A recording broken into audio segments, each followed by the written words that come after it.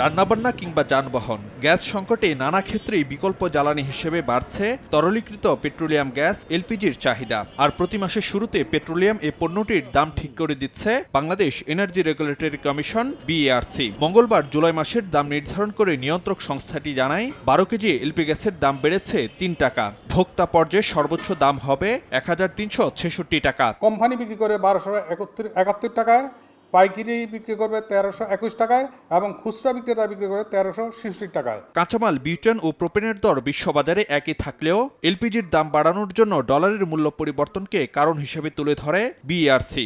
ডলারের মূল্য যেটা গত মাসে ছিল 118.01 টাকা, সেটা এই মাসে হয়েছে 118.47 টাকা, অর্থাৎ 46 পয়সা বেড়েছে। এদিকে যানবাহনে ব্যবহৃত এলপিজি বা অটোগ্যাসের লিটার প্রতি দাম বেড়েছে 17 পয়সা। গ্রাহক পর্যায়ে নতুন দাম নির্ধারণ করা হয়েছে 62 টাকা 70 পয়সা।